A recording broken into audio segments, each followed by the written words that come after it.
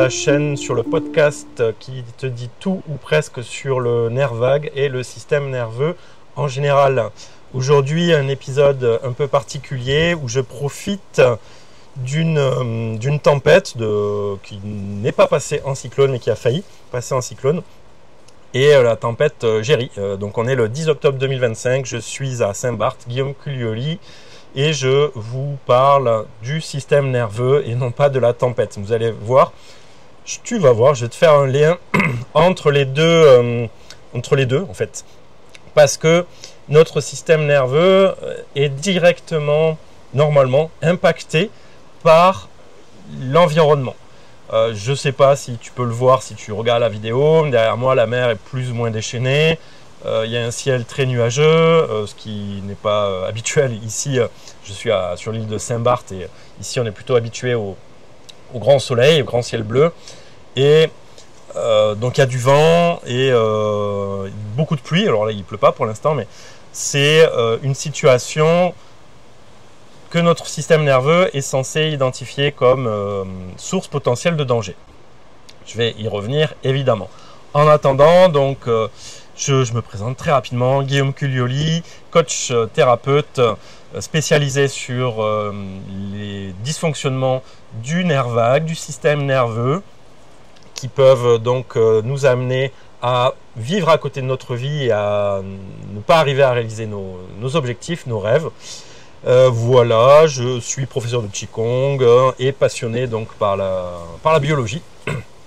Donc aujourd'hui, une petite encartade par rapport à notre chronologie et vraiment je tiens à profiter des éléments en fait de ce que l'environnement me propose pour te proposer justement des épisodes en lien avec ce qui se passe pour moi et ce qui peut éventuellement se passer pour toi aussi quand tu seras confronté à ce genre de situation. Donc déjà, tu peux te poser la question, quel est ton comportement vis-à-vis de ce qu'on appelle un mauvais temps? Alors, j'aime pas du tout connoter de la pluie, une tempête, quoi que ce soit par du mauvais, parce que ça a toujours un bénéfice au niveau de la nature.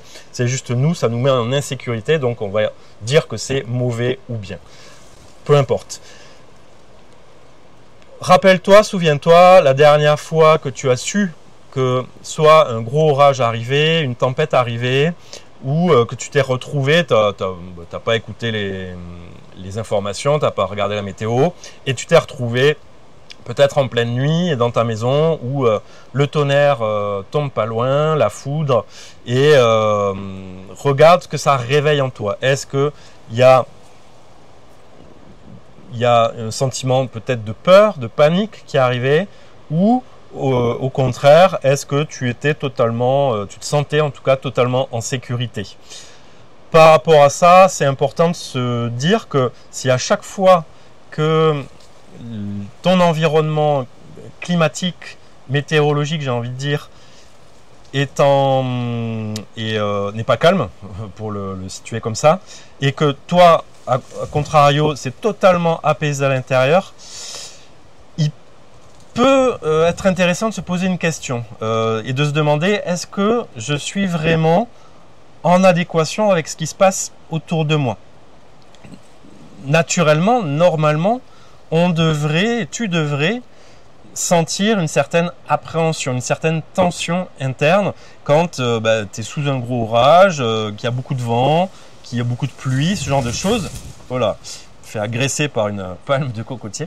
Et ne pas être en fait en mode tout va bien. Parce que, alors à moins que tu sois commando des forces spéciales, et encore,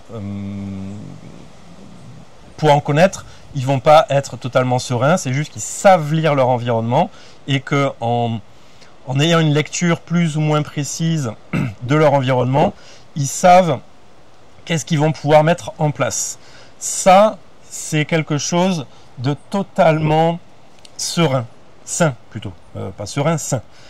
Mais de naviguer, imaginons, je reprends mon truc, il y a un orage, et tu sors ou tu es déjà dans la rue, et en fait tu t'en inquiètes pas, ça c'est pas normal en fait. C'est pas du tout physiologiquement normal, parce qu'on devrait tous se sentir en éveil, en alerte en fait. Bien plus important en alerte qu'en éveil, parce que tu es en éveil. Et en alerte au niveau de, ok, il y a un danger, j'ai repéré qu'il y a un danger, qu'est-ce que je fais avec ce danger? Est-ce que je me mets à l'abri? Est-ce que ça nécessite que je me mette à l'abri? Ou, en fait, non, j'arrive plus ou moins à évaluer que je suis là présentement en sécurité. Mais peut-être que je vais accélérer mon pas, ou accélérer ma voiture un petit peu, pour me rapprocher d'un potentiel abri si jamais le temps devait se durcir. Et vraiment, je t'invite à essayer d'identifier, si tu t'en souviens, ou lors d'un prochain événement climatique, comment tu te positionnes, comment c'est dans ton corps. Il y a des petits protocoles à respecter, c'est déjà est-ce que tu es un fondu de météo à regarder tout le temps la météo, savoir quel temps il va faire, est-ce qu'il y a un mauvais temps qui va arriver ou pas. Déjà, c'est un signe qu'il y a certainement une anxiété autour de ça.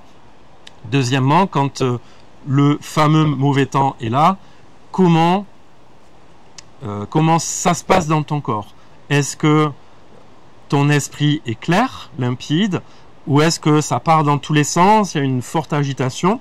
Souvent, quand il y a des trop gros orages, il y a beaucoup d'électricité statique autour de nous, et ça vient perturber notre harmonie, notre homéostasie interne, et on peut souvent se sentir en tension. Et c'est très remarquable dans les relations avec les autres humains, où peut-être que tu t'en es peut-être déjà rendu compte, il y a un peu plus de friction, un peu plus peut-être de disputes, de ton qui monte, beaucoup moins de patience. Ça, c'est vraiment typique des moments climatiques un peu plus ou moins intenses. En tout cas, moi, c'est quelque chose que j'ai vraiment observé.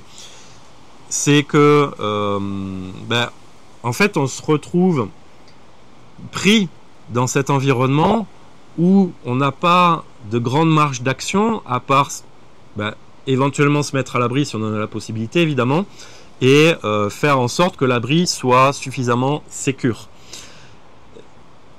Et en fait, ça va créer des perturbations à l'intérieur qui vont faire que tout notre esprit, en tout cas une grande partie de notre esprit, de notre conscience, de notre réflexion, de notre attention est prise par ce qui se passe en dehors de nous, à l'extérieur, avec le temps qui peut évoluer, ce genre de choses. Et donc, on a beaucoup moins de disponibilité pour notre environnement et souvent beaucoup moins de patience pour la compagne, le compagnon, pour les enfants, pour les interactions tout simplement humaines avec aussi éventuellement des collègues. Et c'est important de s'en rendre compte de ça, d'avoir conscience de ça, parce que si tu connais les outils de la théorie polyvagale pour amener une régulation dans ton organisme, notamment, petits tips comme ça, en utilisant de la cohérence cardiaque, tout simplement en utilisant ta respiration, tu sais que tu es dans cette situation-là, ok, tension dans la tête, tension nerveuse, friction avec l'environnement, avec les autres humains, friction à l'intérieur où tu sens qu'il y a des tensions physiques, peut-être le palpitant, le cœur qui s'accélère, ta respiration qui n'est pas habituelle, eh bien ok, j'identifie que là, mon environnement interne est impacté et c'est tout à fait naturel par ce qui se passe autour de moi. Et donc, qu'est-ce que je peux utiliser comme outil? Est-ce que je connais des outils? Si tu n'en connais pas, tu peux me contacter parce que c'est mon métier, c'est ma spécialité, de t'accompagner là-dedans et de te permettre d'avoir une boîte à outils et devenir autonome face justement à ce genre d'événements climatiques qui, tu as peut-être pu t'en rendre compte, sont de plus en plus fréquents. Donc ça peut être vraiment pertinent d'aller creuser cet aspect de qu'est-ce que je peux faire pour ma propre sécurité intérieure. Et donc j'en reviens à, j'ai identifié que là il y a un risque, que c'est perturbé en moi, ok, ben je vais trouver un espace de sécurité, me poser, où je ne vais pas être dérangé non plus, me poser, prendre quelques minutes pour respirer, pas besoin de prendre un quart d'heure, en 2-3 minutes, 5 minutes, surtout si tu l'as entraîné au préalable, ça va venir modifier rapidement ton état interne, et tu vas pouvoir revenir dans le monde, comme on dit, avec plus de sécurité, un peu plus de sérénité. Ça ne veut pas dire que l'anxiété disparaît. Ce que je veux évoquer depuis le début, quand je t'ai demandé de regarder est-ce que tu te sens totalement en sécurité quand le ciel se déchaîne avec de la foudre et des éclairs dans tous les sens, c'est pathologique, hein, c'est pas normal. Hein. Je vais utiliser les bons termes en fait. C'est pas du tout normal. C'est peut même être suicidaire de se balader sous l'orage. Voilà. Ou est-ce que tu es en stress total? Alors s'il y a un stress total, c'est que peut-être tu as vécu déjà un événement traumatique. Moi je vais te partager quelque chose. Quand j'étais enfant, j'étais en vacances au bord de la mer. On était dans un petit camping familial et un orage a éclaté subitement. Et en fait, un éclair a frappé le sol, mais vraiment très très proche de moi. Et en fait, j'ai pas vu directement l'éclair, j'ai vu le reflet de l'éclair sur une tôle qui était posée à quelques, je sais pas, 5-6 mètres devant moi. Et en fait, j'ai vraiment vu cette lumière bleue et surtout le bruit, la vibration que ça vient enclencher. Et ça m'a figé en fait sur place. Et ça, je sais que c'est un événement qui, si j'y pense, quand j'y pense, en te le racontant, je vois vraiment la scène.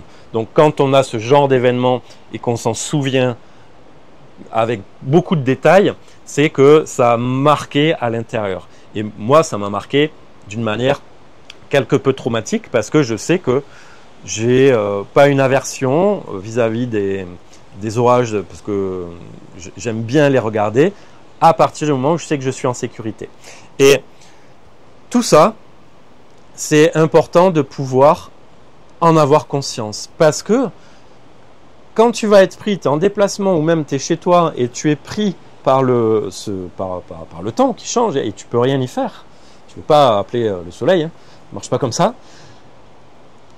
Ça va être important pour que tu puisses changer à l'intérieur de savoir c'est quoi ton mode de fonctionnement en fait à la base. Est-ce que comment tu te comportes en fait? Qu'est-ce que ça réveille en toi quand je sais pas, quand il y a un grand ciel bleu avec un grand soleil ou quand tu vois que le vent se lève, la mer est agitée, que des gros nuages arrivent, et éventuellement que ça fait 2-3 heures qu'il y a des orages. Voilà, c'est apprendre à se connaître pour pouvoir agir sur ce qui se passe en nous. Si tu ne sais pas comment tu fonctionnes, attends la prochaine tempête. Je t'invite à te mettre à l'abri quand même et observe comment ça réagit à l'intérieur. C'est la base, c'est vraiment la base et c'est comme une recette. Tu goûtes un plat préparé dans un restaurant ou par un proche, tu as trouvé ça bon, tu veux reproduire le truc, va bien falloir que tu identifies les ingrédients qui ont été utilisés pour essayer de reproduire ce que tu viens de manger. C'est exactement la même procédure en nous. Tu veux changer tes états internes à travers ton système nerveux et tu verras dans le prochain épisode, j'ai découvert en regardant une vidéo, en découvrant un auteur, quelque chose d'assez fabuleux autour de la construction du système nerveux. J'y reviendrai dans un prochain épisode. Néanmoins, ce que je veux dire, c'est que pour changer nos états internes, via donc notre système nerveux et notre nerf vague, c'est important de savoir si, selon le contexte, comment ça me met, dans quelle situation ça me met. Et c'est le début d'un grand voyage, parce que des situations, on en vit plein. Donc forcément, notre corps est constamment en train de s'adapter vis-à-vis de ce qui se passe autour de nous. Notre corps capte à travers notre système nerveux et des récepteurs, en fait, la température, la pression de l'air, sentir la pluie, même si on la voit, mais on peut évidemment la sentir sur son corps. Enfin, voilà. À travers tous ces récepteurs, forcément ça vient changer notre chimie interne. Et avoir conscience de ça peut nous permettre de moins subir notre environnement et de peut-être aussi sauver des vies. Moi je sais que pour avoir vécu un cyclone assez puissant, j'étais seul dans une maison. À un moment donné, le vent s'est vraiment levé. Ça a réveillé mes peurs, des peurs profondes, et ça m'a amené à renforcer encore plus les fenêtres, les portes, ce genre de choses. Et parce que j'ai été à l'écoute de mon corps. Et tu verras dans l'interview que je suis en train de monter et que j'ai faite avec Victoria Pelleremers, tu verras qu'on parle justement de notre capacité à sentir l'environnement quand il change. Alors, il y a plusieurs choses, hein. On peut développer cette intuition qui est en nous. C'est le thème de notre interview avec Victoria. Et aussi, on peut lire notre environnement. Alors aujourd'hui, on a des outils comme la météorologie qui nous informent. Néanmoins, c'est aussi important quand on se déplace, je sais pas, en randonnée, en vélo, qu'on fait plusieurs kilomètres et qu'on est loin d'un abri éventuel. C'est important de savoir lire les nuages, savoir lire le temps, comment il est en train d'évoluer, pour apporter, comment dire ça, des informations claires et précises à l'intérieur de soi. Parce que, je reprends un exemple, je suis en randonnée en montagne, alors, soit j'y connais rien à la météo et là tous les risques sont possibles, soit j'y connais quelque chose, sauf que je fais exprès d'ignorer que là il y a des cumulonimbus qui sont en train de s'accumuler contre la montagne et que ça va, dans l'heure qui suit, ça va virer à l'orage et que je suis en grand danger en fait, sous l'orage, en montagne. C'est connu, hein, c'est un fait. Et donc soit j'ignore le truc et je vais me retrouver, je vais sentir des frictions à l'intérieur et c'est hyper dangereux, soit je prends conscience de ça et je peux interagir. C'est toujours le même protocole, que ce soit pour changer ton état intérieur, retrouver la sécurité interne ou tout simplement créer un espace de sécurité de tout ton être, j'allais dire de l'extérieur, mais oui, parce que si tu fais des respirations pour calmer ton état interne, mais que tu es dehors sous l'orage, là ça sert à rien. C'est si ton corps s'emballe aussi, et c'est là la base, j'ai pas dit au début, mais la base, si notre organisme s'emballe quand on est confronté à un temps potentiellement dangereux, c'est naturel. Ça s'appelle une adaptation de survie, parce que c'est comme face à un prédateur en fait. L'environnement, la climatologie est perçue depuis l'existence de l'humain, depuis l'existence des animaux tout simplement, comme quelque chose d'hyper dangereux, où on peut passer de vie à trépas. Donc, ignorer les signes qui sont là, c'est ignorer en fait tous ces mécanismes évolutifs qui ont été à l'intérieur. Et on va commencer par ignorer ces signes-là, puis après on va commencer à ignorer que là j'ai suffisamment bu d'alcool, donc on va se resservir. Je vais commencer, et ça va s'enchaîner, je vais ignorer que j'ai suffisamment mangé, donc les signaux de satiété vont être de moins en moins ressentis et présents, donc je vais manger plus que de nécessaire, je vais tomber dans certaines addictions, et revenir à ces perceptions sensorielles, physiques, nerveuses, tout ça permet de reconnecter avec cette biologie, avec cette évolution qui est là pour nous sauver la vie. C'est ça qu'il ne faut pas oublier. Est-ce que tu veux vivre cette vie dans un espace plus ou moins de sécurité, ou est-ce que, en fait, tu veux mourir? C'est dans le système nerveux, c'est ça. Hein. C'est il fait orage, tu continues à te balader dehors sans trop t'inquiéter. Ton système nerveux, bah lui, il va se barrer en fait. Lui, il identifie que là, c'est un acte suicidaire. Ton système nerveux, je le dis, je le redis, je l'ai déjà dit plein de fois, il est là pour nous sauver la vie, que ça nous plaise ou non. Que le système nerveux, il se fiche de ton bonheur. Il se fiche que tu aies dépensé je ne sais pas combien de milliers d'euros pour aller faire ton excursion en montagne. Il y a un danger, ton système perçoit un danger, lui, il veut que tu survives au danger et que tu puisses voir justement le soleil qui reviendra après l'orage, par exemple. Donc voilà pour cette vidéo sous tempête. Donc tempête Jerry depuis Saint-Barth, l'île de Saint-Barth.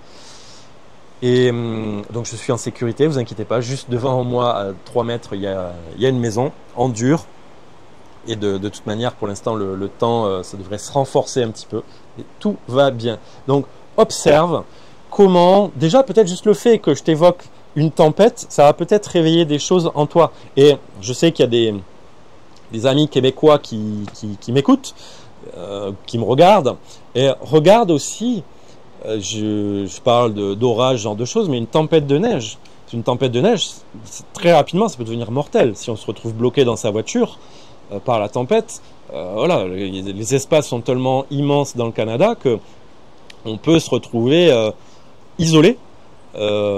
Par la neige, et ça peut vite devenir problématique. Donc si ça t'est déjà arrivé, peut-être qu'à chaque nouvel hiver qui arrive ou à chaque blizzard qui est annoncé, ça va réveiller d'anciens souvenirs. Et regarde dans quel état ça te met. Un petit conseil aussi, l'idée c'est pas de travailler, c'est pas d'entraîner en tout cas sa sécurité intérieure quand le mauvais temps il est là, quand le blizzard ou la tempête est là. Ça se travaille en amont. Donc utilisez justement ce que je viens de vous évoquer. Si juste en parlant de tempête, blizzard ou autre chose, ça éveille un sentiment d'anxiété, d'insécurité, profites-en pour « Ah ok, là je sens que ça se tend dans mon corps, j'ai des palpitations, je commence à avoir de moins en moins de clarté mentale. Ok, est-ce que je suis en sécurité? Oui, non. Si je ne suis pas en sécurité, je me mets en sécurité. Et là, je me pose. Je fais pause à la vidéo, justement. Je me pose, je m'assois et je mets en place une cohérence cardiaque. En sachant consciemment que quand tu fais ta cohérence cardiaque, tu es en sécurité. Et tu vas voir petit à petit que ton état va changer. Voilà. Si tu veux aller plus loin, vraiment sur les états d'anxiété que tu peux vivre vis-à-vis du temps, vis-à-vis d'un objectif aussi qui peut te mettre dans ces états-là, bah, tu peux me contacter. Évidemment, je serais ravi de t'accompagner là-dessus. Rejoins-nous aussi sur le canal Telegram. La semaine dernière, on a parlé de physique quantique, de chat de Schrödinger, de quoi on a parlé, d'un autre terme que j'ai oublié, je ne sais plus ce que c'était, mais tu pourras retrouver, si tu nous rejoins, tout ça sur le canal Telegram, où je mets un peu plus d'informations, et aussi je lance, sache que tu trouveras sous le descriptif de la vidéo ou de l'audio un lien vers des cours de Qigong que je lance à un prix totalement promotionnel. C'est une version bêta, c'est une version d'essai, en attendant que toutes les vidéos sont enregistrées et mises sur la plateforme. Allez, je te laisse parce que j'ai plus de batterie d'une, et de deux, la pluie arrive. Allez, ciao ciao.